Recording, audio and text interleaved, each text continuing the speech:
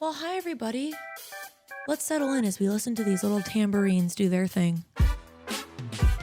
Oh, yeah. Welcome back to the program, everybody. This is the Minstack podcast, in case you were confused, which I'm sure you weren't because you seem like a really smart person. But welcome to the podcast. I'm glad you're here. I hope you feel welcomed.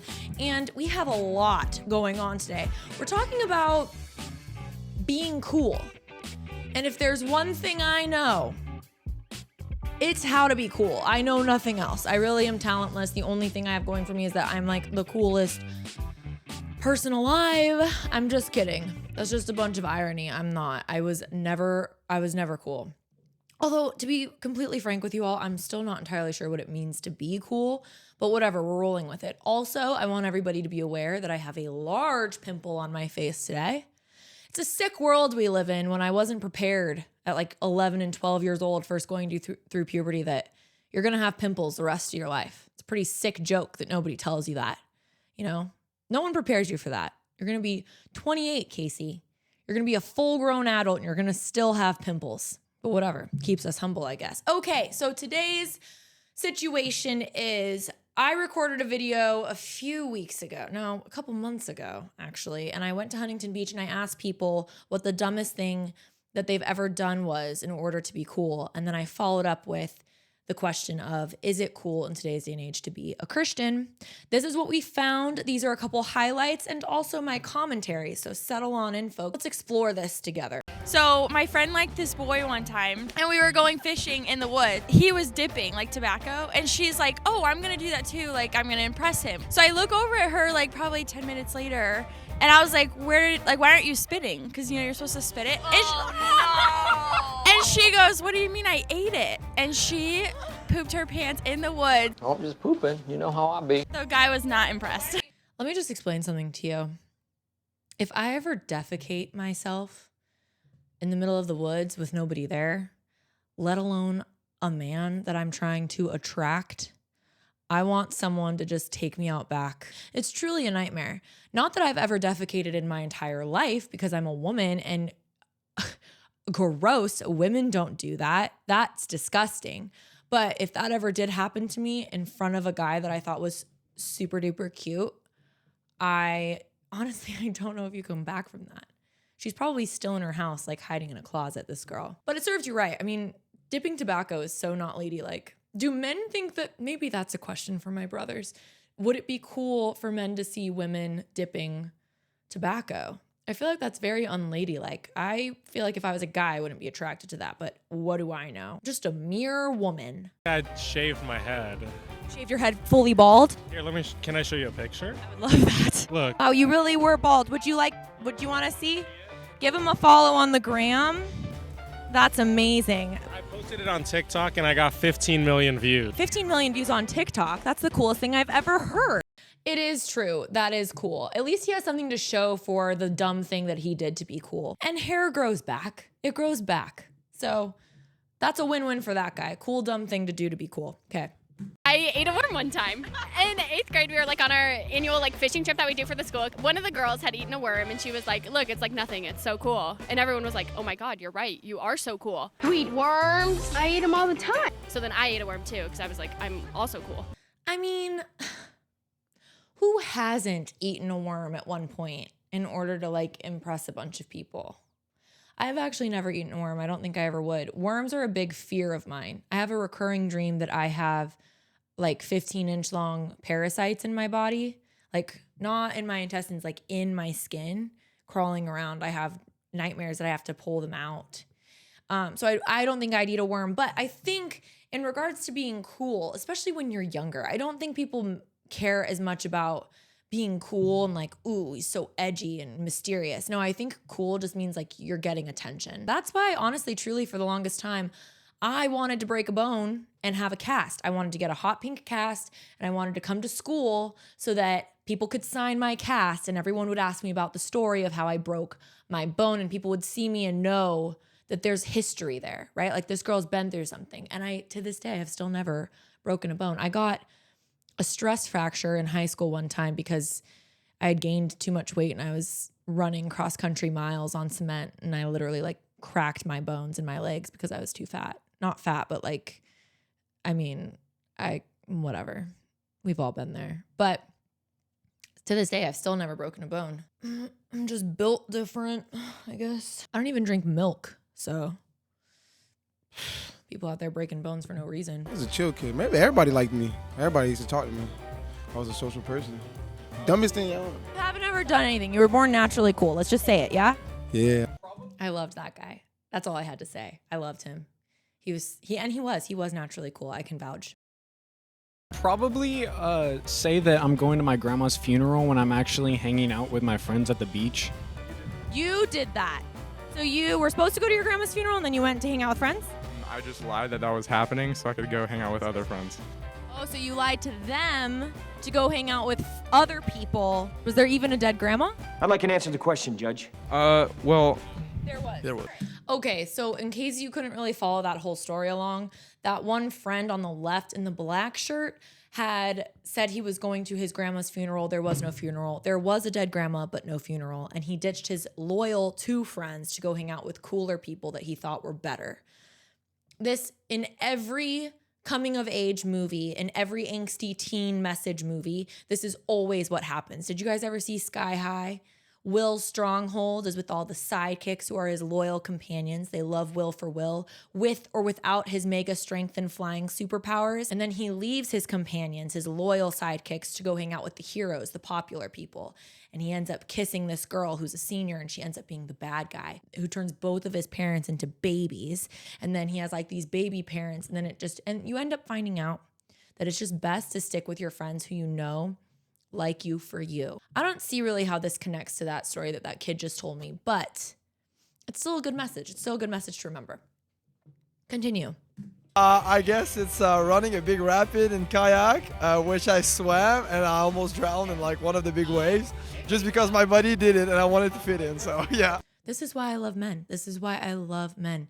There is nothing that can stop them from pursuing the woman that they're interested in, even if it means driving 4 hours or jumping into some crazy, dangerous water ecosystem.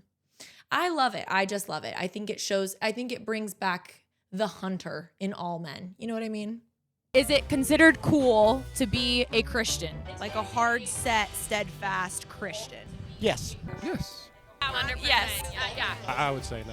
Why do you think? I mean, the Bible says towards the end times, like the age gets dark. And so we're kind of in that time right now. So the age is kind of drifting away from that, I think. So we're going against the grain if you're a Christian, basically. Yeah. All right. Thank you, guys. As Christians, we have to step into that, and we have to accept the fact that we're not going to be accepted by the world if we're trying to represent Christ. Christ wasn't accepted by the world. I think on the opposite approach, a lot of Christians decide, well, I'll be a Christian and I'll do all of that, but when it comes to like political issues and things like that, I'm just going to be silent because I don't want to offend people. Those are touchy subjects. And I cannot stand that. We live in a day and age where you can no longer allow like bygones to just be bygones these days. There is evil going on in the world. And as Christians, we have a responsibility to stand against that. And a lot of times that is through politics and social issues, things that we can be involved in, educated on in order to take a stand against them. Back in the day, I'm sure it used to be a lot easier to let people live the way they want to live, and you can live the way you want to live, and we're free to do that because this is America. We unfortunately can't even do that anymore because we live in such a corrupt world, and we have such corrupt leadership and government, especially in California these days. The government's deciding that it's okay to just kill millions of unborn babies every year. They're coming after children. They're trying to take away the rights of parents and the influence that they have upon their child. They're exposing children in classrooms now to over-sexualized material. And also, let's not forget, back in COVID times, telling you when, where, how you can conduct business, where you can go, how long you can go for, how you're able to do that with a mask, no mask, vaccinated, unvaccinated. I mean, it's honestly crazy. This is America, the land of the free, and let's keep it that way. And as Christians, we have a responsibility to stand up against these issues. Like we have a actual duty to stand against them in the strength of God. When we stand, we do not stand alone. God stands with us and he honors his word and his promises. Like we do not stand alone. And we are vessels of Christ. We are to be used to stop evil taking place around the world, such as this. And so let's put it into practice. Like, let's stop looking at it as going, well, it's political. No, it's not. It's good and it's evil. There is no, it's just political anymore, because that's exactly how spiritual warfare has wormed its way into this nation, is through politics. It's one of the many ways, but I believe it's one of the main and most important ways that we need to keep our eye on, for sure. No one wants to go into the world and be hated. Nobody wants to go into the world and be rejected. However, Christ was hated. Christ was rejected. They hated him so much that they nailed him to a cross. And especially in today's day and age, people don't want to speak out about these kinds of issues because they don't want some sort of woke mob coming after them. And they don't want to face persecution that way. But to be honest, when you are facing persecution, that's actually kind of when you know that you're doing something right. The more resistance you face, the more you can bet that you are probably on the right side of history. I think a lot of people would say in regards to the Christian community, well, it's hateful. Well, you guys aren't accepting, right? We hear this. You're a bigot, you're hateful, phobic of everything. And I would say it's actually not hate, it's actually love. You know, you can love somebody and not agree with them. It's just not cool to reject the ways of this world and to truthfully, honestly live for Christ. It's just not seen that way. At the end of the day, you're going against the herd mentality. But I don't want to be in the herd. That's the thing. I'm far more comfortable not being in the herd. I don't want to be just like everybody else. I don't want to just make decisions based on what the majority is making. And scripture even talks about this. Like, the way to heaven is very narrow. The way to destruction is incredibly wide. It's what most people are going to go down. But the way to God, the way to Jesus, that is so narrow. And most of the time, you're going to be walking by yourself. So if you choose to make that commitment to live for God, choose to do it fully. And that doesn't mean that we're perfect. Obviously, that doesn't mean that we're perfect. Obviously, we're going to slip up. Obviously, we're going to have hard days. In fact, following God's commandments and obeying what his word says is for our own benefit. And people don't understand that. People think of God as like a fun sucker, because it's like, I want to go and party and drink and live my life the way I want. And that's fun. Like, why can't I go and do that? I think there's two parts to this. The first part is God's word says, if you love me, you will obey my commandments.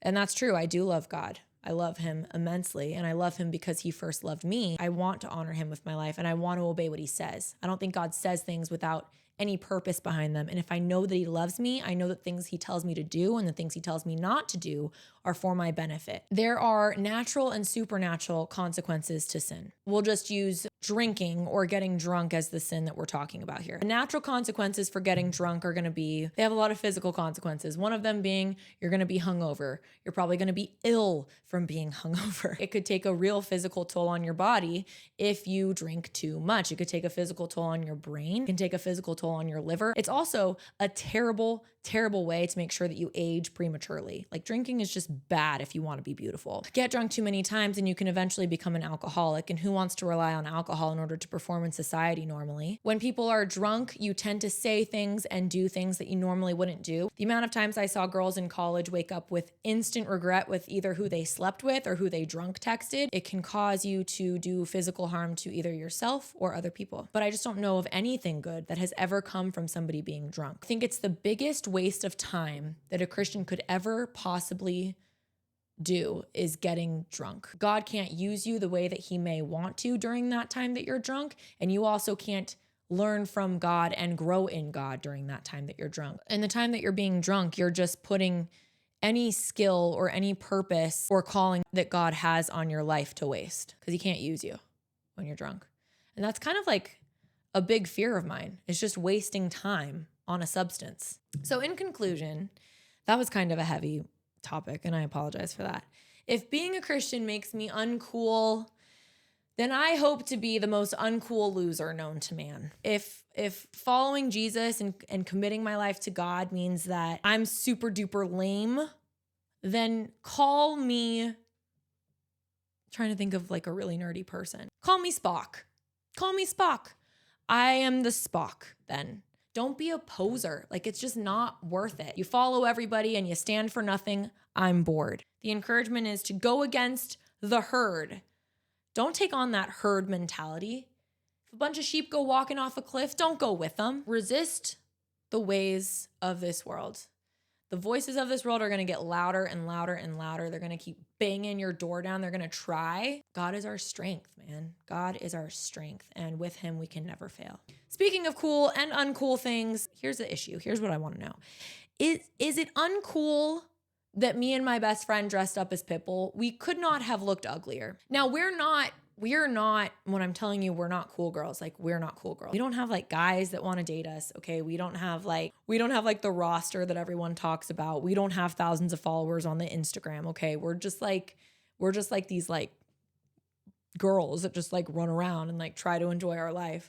But we did dress up as Pitbull. Like we couldn't have looked more disgusting ever in our entire lives. And I just want to know, like, is that not cool? Women who wear the ugly costumes run together. You know what I'm saying? Like we run together. And the sexy costume girls, I don't think that they can make that crossover to the ugly costumes. You know what I mean? We're in two separate categories. Now, cute costume girls,